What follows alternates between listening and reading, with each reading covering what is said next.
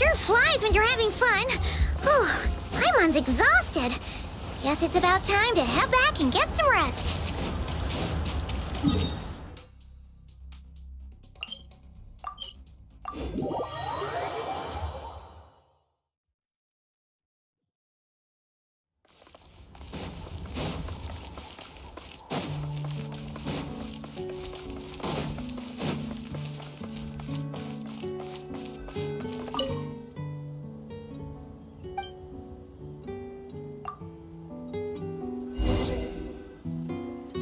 Morning, Traveler. Morning, Paimon.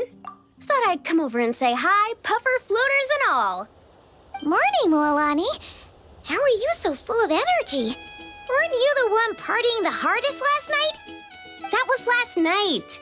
I got a good night's sleep, and now I'm good as new. Here, take this. It's your prize for completing the album. I picked yours up, too, to save you the trip. Wow!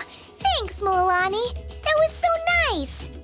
When it comes to helping people, a good guide always thinks one step ahead, right?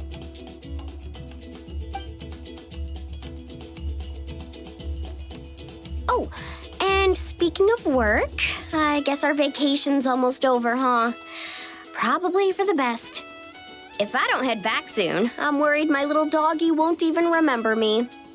And after talking to the others, it seems like everyone is just about ready to get back. Some are missing their families. Others are going through dandelion wine withdrawal, I guess. Even Chaska seems to be feeling it. Not that she'd ever admit it, but I have noticed her gazing back towards the Flower Feather clan at night. But summer's not over yet, so I say, we squeeze a few more unforgettable moments into the time we've got left. Like another group photo. Hey! How about taking one right here? After all this time, Paimon's grown kind of attached to this place. Great idea! Why don't you spruce up this wall, and I'll go gather the others. See you over at the plaza!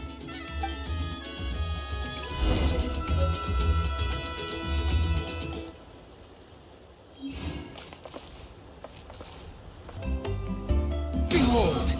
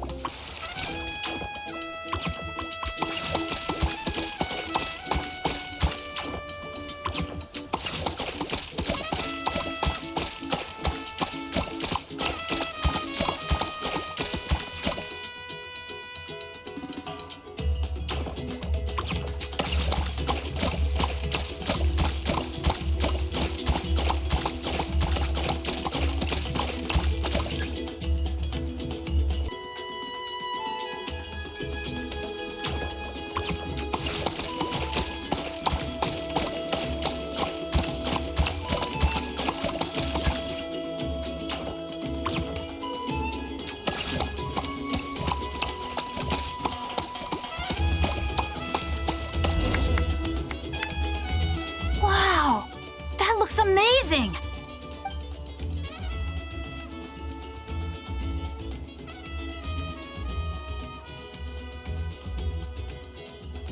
Guys, over here! We're gonna take a picture together!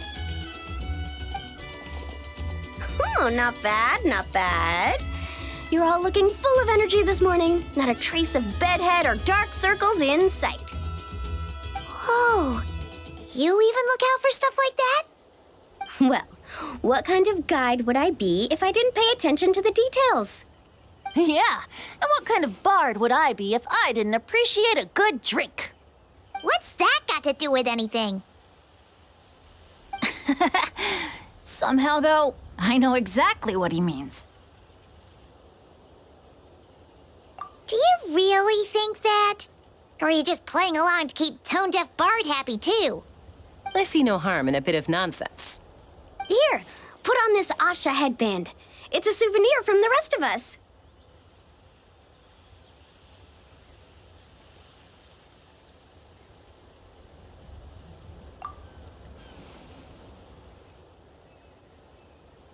It really suits you. Alrighty then. 3, 2, 1. Paimon? Sorry. All that nonsense has got Paimon's head muddled. Her mind's gone completely blank. Don't want it all to end, huh? Are you worried once you say those words, the vacation will officially be over? How the... Paimon thought peacemakers couldn't read people's minds. Oh, Paimon. Don't worry, Paimon. Summer's sure to come again. Just like you said when you made that wish to the Pyro Archon. Even though we'll all be going our separate ways, as long as we cherish each other's friendship, I just know that our paths will cross again. Bennett's becoming quite the talker, huh, Professor Venti? Well, I wouldn't dare take credit for something like that. Your tone would suggest otherwise. Come on! Paimon was just starting to feel inspired! Why don't we just give it another try? Yeah, let's do it all together this time. Huh. What should we shout?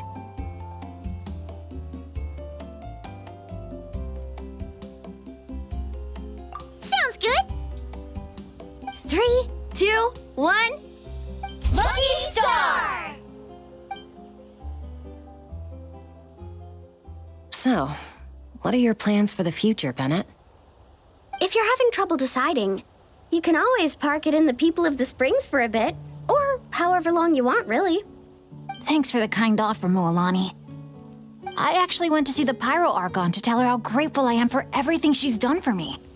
She told me that the domain we entered was an abyssal simulation of the Mare Javari. It was extremely unstable, and now it's completely gone.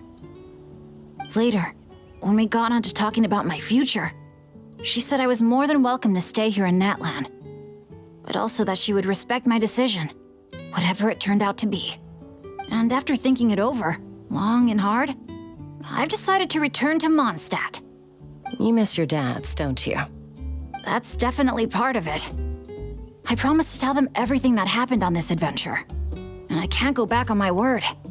But also, when I said goodbye to my mom and dad, I promised them I'd become the most legendary adventurer in all of Teyvat someday. And no adventurer should stay in one place for too long. Bennett.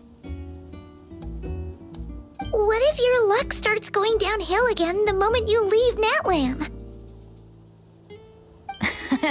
It's fine.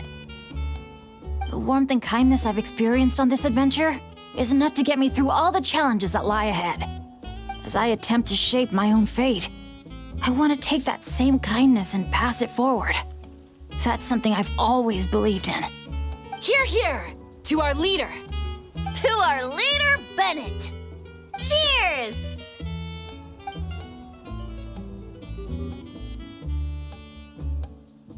Oh, this is gonna be another all-nighter, isn't it? The fun never stops. Who's up to perform next? Bennett's almost fallen asleep several times now. No. I can still keep going. Go get some rest now, guys. And seeing as you've still got the energy, I'll leave the cleanup to you, Mualani. Huh? Why me? Traveler, perhaps you could join me for a walk? I know a great spot.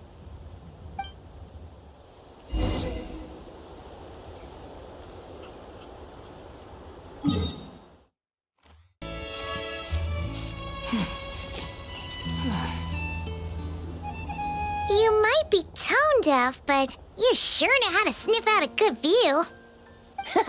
Glad you like it. Some stories aren't meant for the birds, only for the stars high in the sky. More like a story that begins with time itself. Long, long ago, time began to write the story of this world.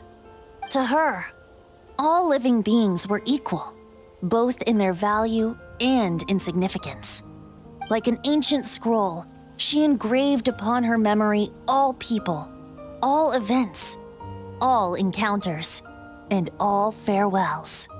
Back then, as an animal spirit, I had a chance encounter with Time at the Thousand Winds Temple. Hearing my wishes, she entrusted me with fragments of her power and authority. Sounds like you've heard the story of Time in the Wind before. Charming, isn't it? Through the memories engraved in rituals, poems, ruins, and ancient texts, the same beings she considered so insignificant have met her, time and time again. So, this is the story you wanted to share? More like the prologue. The corruption of the Mare Javari is tied to time itself. To put it another way, it is a calamity present in every moment that will ever be. Unlike time herself, I have always cherished many wishes in my heart. 500 years ago, to prevent the corruption of the Mare Javari from spreading beyond Tenochtitlan, I blew it off the timeline, turning it into the Windless Land.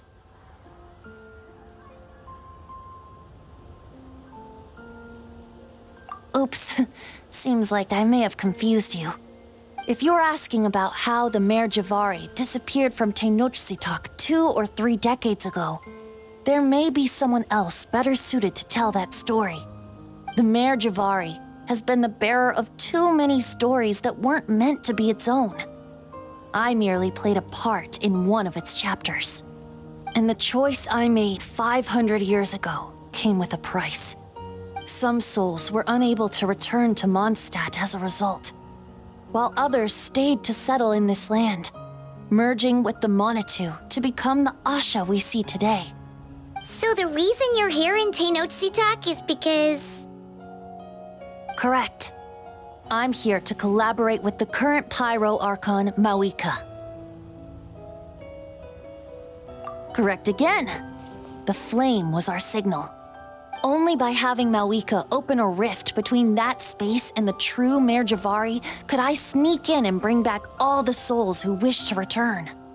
As for my little trick of bringing back memories as well, it's not the first time I've pulled that off. Mawika also mentioned that you were planning to introduce us. Looks like I beat you to it, huh? I was glad to discover that she shares my love for fine wine and freedom. We got along great.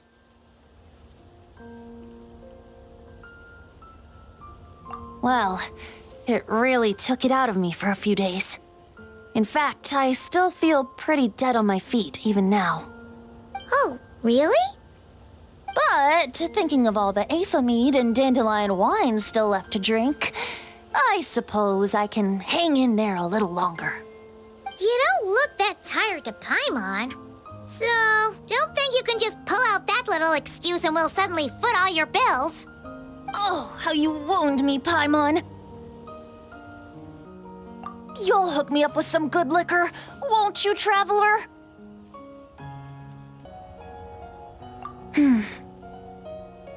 I suppose to protect Mondstadt, and that everyone who wishes to stay there has the freedom to choose their own path.